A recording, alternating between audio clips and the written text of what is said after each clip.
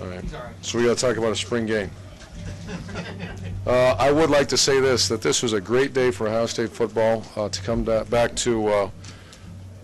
I consider this partly my hometown, and we have a lot of guys on the staff: Kerry Combs and Tim Hinton, Mickey Marotti, and then you got Adolphus Washington, Andrew Norwell.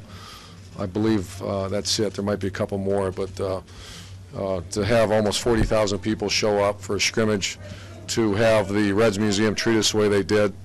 You know, there's so many things I wish we could do even more when we come down here. You know, Coach Hayes actually started that tradition back years ago when they would go visit a place to go play. He'd take them around and show them, and so they educate the players. And you love it. We just don't have time to do that most of the time. But I just think that's a great concept, and it's been a great trip. We're going to take them to Montgomery Inn, the boathouse, and get them a little taste of Cincinnati, Skyline Chili, Graders, the whole deal. So it's going to be a great trip. About the game, obviously it was a pass-heavy game, an area that we were not very good at last year that we have to get better.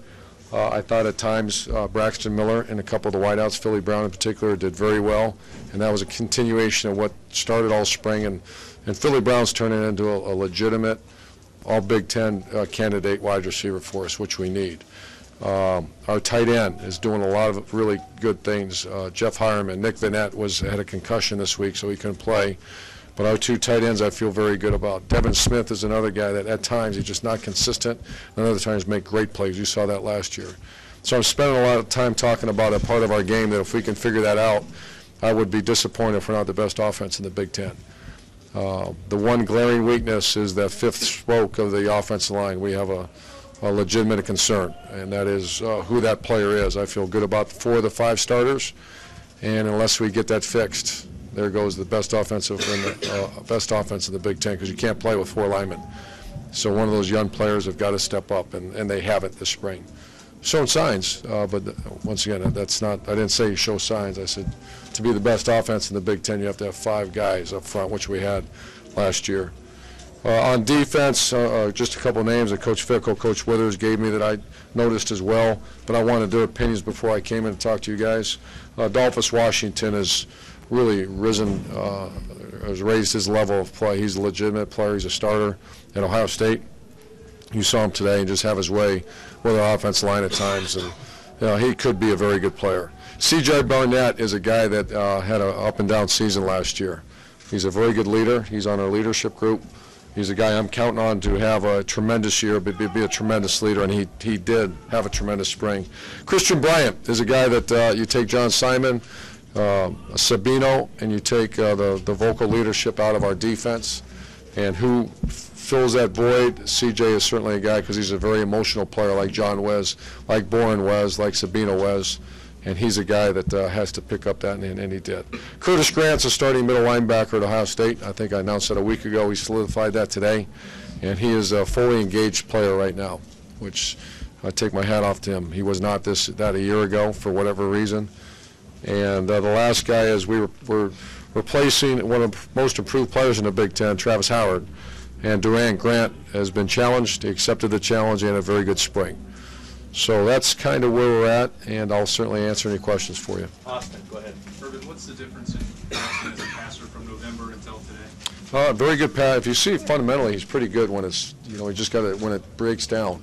That's when it starts to go. And I thought today, it was pretty good. I didn't watch the video, obviously, but he had a couple situations where it didn't look very good. It went back to the old days. And the old days is start doing with us the ball and running instead of keeping your eyes downfield. But he's much improved. We have to improve everyone around him.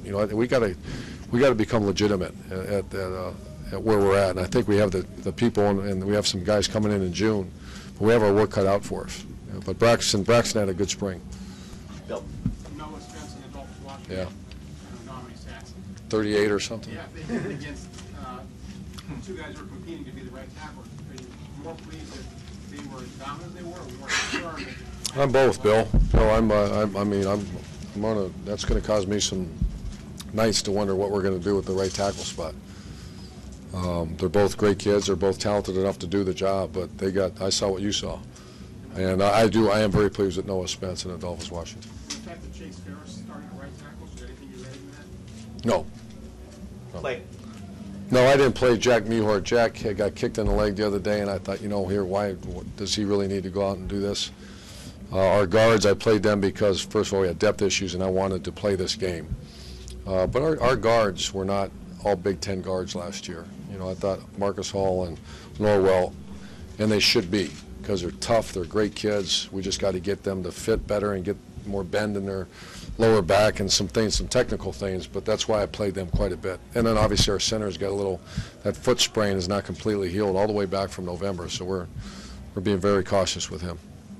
If you can be as good at tops in the Big Ten in offense, what's the front seven of defense? You talked a little bit about. Do you feel that's been solidified? I would say solidified. I'd like to hear you talk to our two coordinators, Everett Withers and Luke Fickle, but I know what I see every day in practice, I'd have to say our front seven's probably our most improved area. Like our offensive line. Remember last year the offensive line was, very poor to start the spring, because they lost some good players from the year before. And they were just, I'd say our front seven on defense. Curtis Grant's a real Mike linebacker now. He wasn't. You have a front four that's very active, and Tommy Schott didn't play much, and he's going to be right in the rotation too. So Mike Vrabel's done a very good job with those guys. Rusty. Urban, could you just contrast a year ago the grasp that the offense had of the playbook and what it is now? Yeah, it's much different. I wish it would have looked better, than it did today. But then I think there's 5 or 6 starters not playing today on offense. So, but as far as grasping the offense, understanding the concepts, it's night and day. Tim. Urban, back to the wide receiver situation, do you feel like Michael Thomas and Chris Fields are much more accountable now than they were this time a year ago? And just what is their rise given y'all? Chris Fields has earned I'm going to name him starter today. I told him I would if he finished this spring.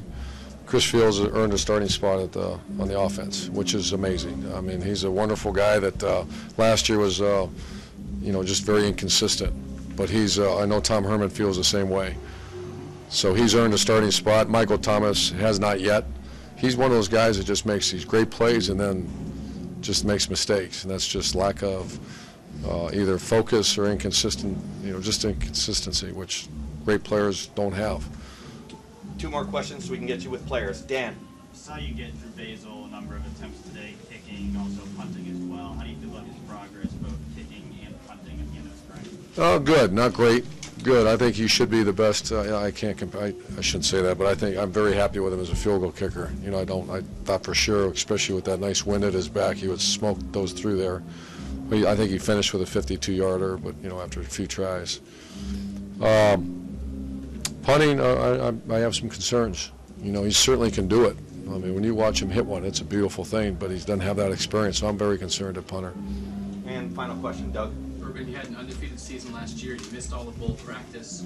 With what you guys got done in these 15 practices this spring, are you on track for the team you want to be in the fall with what happened this spring? I think we're on track. This summer, I think we're halfway caught up, and so they have to catch up, and that's what that whole chase principle is. So we were 15 down, and you can whine about it, complain about it, and blame people, I guess, but we don't do that. We said let's just go forward and catch up somehow, and that's what that whole area. So I think we're halfway home. If we can pick up those 8 practices between now and our first game, then I think we'll be fine. So we're still behind, but we're on track. Thank you. Thanks, sir. Thanks, sir. Good to see you, boys. Yeah. Tiger, really? Yeah.